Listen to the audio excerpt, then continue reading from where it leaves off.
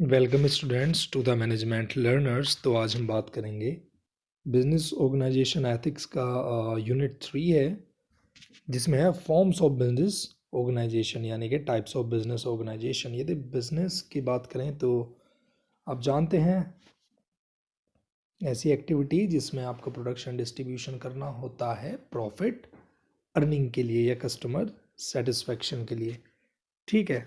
और हर एक business organisation, each and every company की जो स्टार्टिंग है वो होती है किसी से, कस्टमर की या फिर मार्केट की डिमांड्स है कि जो ट्रेंडिंग में है कस्टमर की नीड्स एंड वांट्स को देखते हुए ही कोई भी व्यक्ति अपनी एक ऑर्गेनाइजेशन, अपना एक स्टार्टअप, अपना एक बिजनेस, अपनी एक इंडस्ट्री या कॉरपोरेशन सेटअप करते हैं, उसको स्टार्ट करते हैं। इसका एग्जांपल आप देख भी सकते हैं। जैसे विंटर सीजन आ रहा है तो कोई विंटर का जैकेट्स का बिजनेस स्टार्ट कर सकता है। कोई एक सिंगल यदि व्यक्ति उसको स्टार्ट करता है तो वो सोल हो जाती है, कोई साथ में मिलके करता है तो वो पार्टनरशिप हो जाती है। तो इसी तरीके से अलग अलग टाइप के फॉर्म्स होते हैं बेसिकली।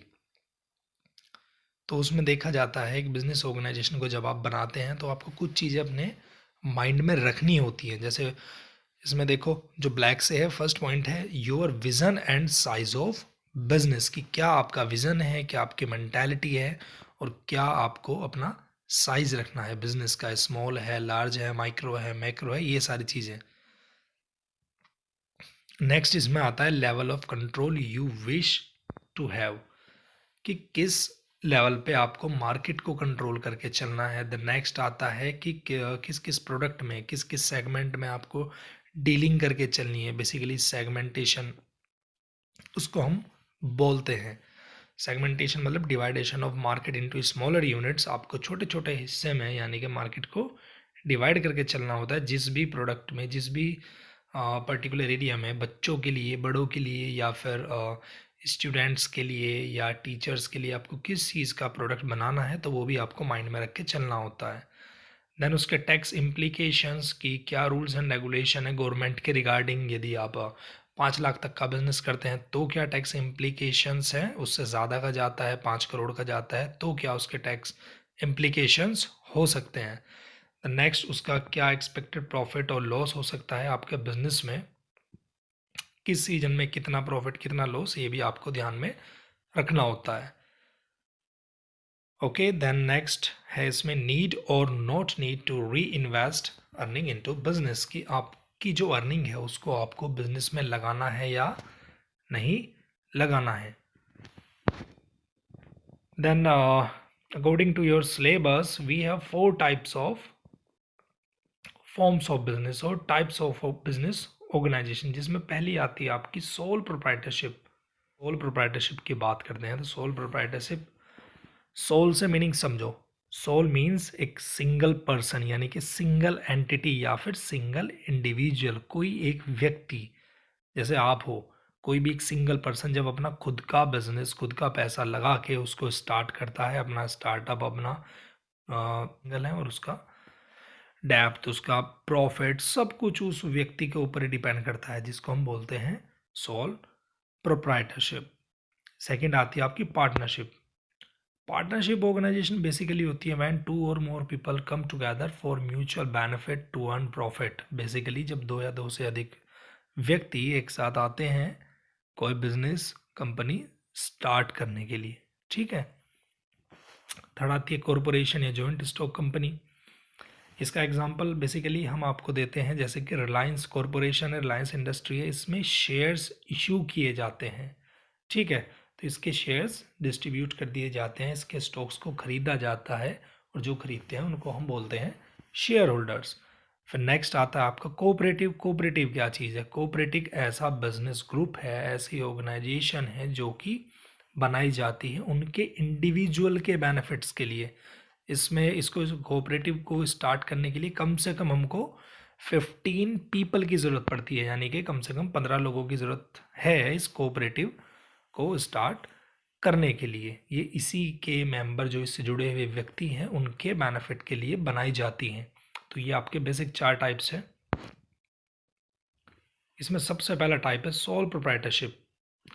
सोल प्रोप्राइटरशिप जैसे कि पहले भी बताया है कि सिंगल इंडिविजुअल जब कोई बिजनेस स्टार्ट करता है उसको हम सोल प्रोप्राइटरशिप बोलते हैं, एंड इसको हम सोल ट्रेडरशिप भी बोलते हैं, इसका एक दूसरा नाम भी है। ठीक है, इंडिविजुअल एंटरप्रेन्योरशिप भी इसको बोलते हैं।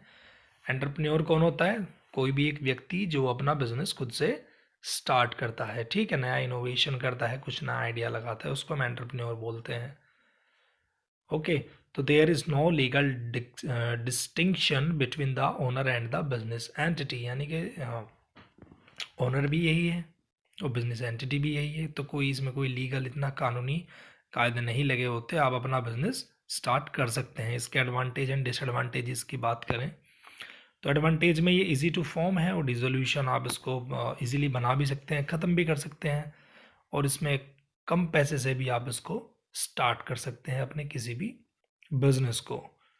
डिसएडवांटेज इसका यही है कि डिफ़िकल्ट टू रेज कैपिटल, क्योंकि भाई सिंगल व्यक्ति है, एक पर्सन कहाँ तक अपनी कैपिटल रेज करेगा। सेकंड चीज़, इसमें लाइबिलिटीज़ कैसी होती हैं? अनलिमिटेड।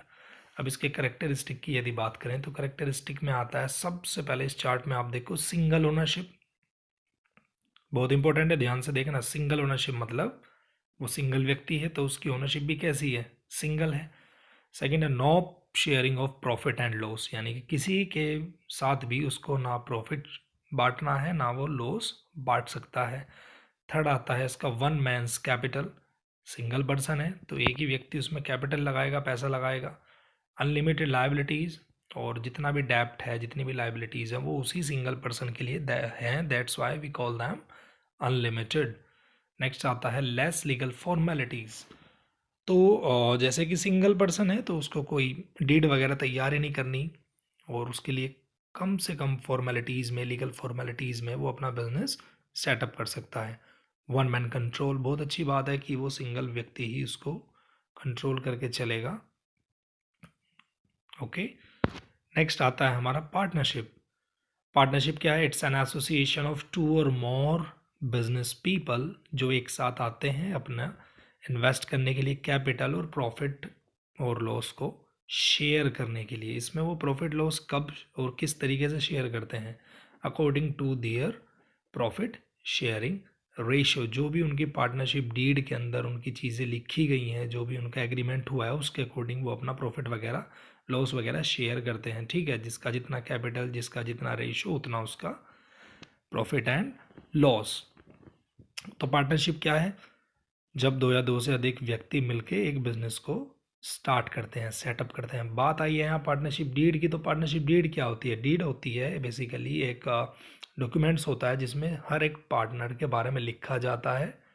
ठीक है, उन्होंने क्या दिया, कितना पैसा दिया, कितना लगाया, क्या उनके डॉक्यूमेंट्स है, ये सब चीज़ें उस डीड के अंदर मेंशन होते हैं। देन एडवांटेज देखें तो इजी टू फॉर्म है, strong potential of access to greater amount of capital. ये बहुत अच्छी बात है कि यहाँ पे ये ज़्यादा से ज़्यादा अपनी कैपिटल को लगा सकते हैं, ज़्यादा से ज़्यादा पैसा इकट्ठा कर सकते हैं, क्योंकि पार्टनरशिप है तो बहुत सारे व्यक्ति इसमें जुड़े हुए हैं। डिसएडवांटेज यही है कि liability of partners for the डेप्ट ऑफ बिजनेस इज अनलिमिटेड। अब यहाँ जैसे सोल प्रोप्राइटरशिप में अनलिमिटेड लाइबिलिटीज़ थी, उसी प्रकार से पार्टनरशिप के अंदर भी अनलिमिटेड है। और इसका रीज़न ये है पार्टनरशिप के अंदर भी, क्योंकि इनकी ना कोई सेपरेट लीगल आइडेंटिटी नहीं है। जो पार्टनरशिप है इसकी कोई सेपरेट अपनी पहचान नहीं है जैसे कॉरपोरेशन की होती है। तो दैट्स वाई हम इसको कंसिडर करते हैं कि जो लाइबिलिटीज़ हैं, जितना भी नुकसान है वो अनलिमिटेड है। ठीक है, नेक्स्ट है इसमें real possibilities of disputes and conflicts between partners. तो पार्टनर्स के बीच में भाई जो लड़ाई झगड़ा भी हो सकता है, कोई डिस्प्यूट्स भी आ सकते हैं, कॉन्फ्लिक्ट्स आ सकते हैं, मनमुटाव जिसको हम बोलते हैं। तो इसलिए ये हमारा एक डिसएडवांटेज बनता है। अब हम बात करते हैं इसके करेक्टरिस्टिक्स की या फीचर्स की। ठीक है, तो पहला क्या है, इसमें मेंबरशिप होती है। ओके, सेकंड होती है इसमें वॉलंटरी रजिस्ट्रेशन, इसमें आपको रजिस्ट्रेशन कराना पड़ता है अलग अलग। देन कंटिन्यूटी में ये बिजनेस चलता रहता है। नेक्स्ट आता है कॉन्ट्रेक्चुअल रिलेशनशिप, इसके रिलेशनशिप कैसे हैं, कॉन्ट्रैक्ट बेस्ड है, एग्रीमेंट बेस्ड है, इसमें ज़रूरत होती है कि एग्रीमेंट की, ट्रांसफ़र ऑफ इंटरेस्ट, और यहाँ पे इंटरेस्ट को ट्रांसफ़र किया जा सकता है from one partner to another. Next आता है अनलिमिटेड लाइबिलिटी, जैसे मैंने आपको पहले बताया कि इसकी कोई सेपरेट लीगल आइडेंटिटी नहीं है, दैट्स वाई इसकी जो डेप्ट है, इसकी जो लाइबिलिटीज़ है वो अनलिमिटेड होती हैं। देन आता है प्रॉफिट शेयरिंग रेशियो और sharing of profit and loss. तो ये कैसे होता है मैं पहले ही बता चुका हूँ, उनकी डीड के हिसाब से जो भी उनका रेशियो है, जो भी उनका अनुपात है। देन म्यूचुअल एजेंसी, तो ये क्या है, एक म्यूचुअल बेनिफिट के लिए बनाई जाती है, that's why we call them है म्यूचुअल एजेंसी। ओके, तो अभी इसमें हम 2 पॉइंट से डिस्कस करेंगे, sole proprietorship and partnership. Next video में मैं आपको बाकी भी बता दूंगा। Thanks for watching and see you again, bye bye.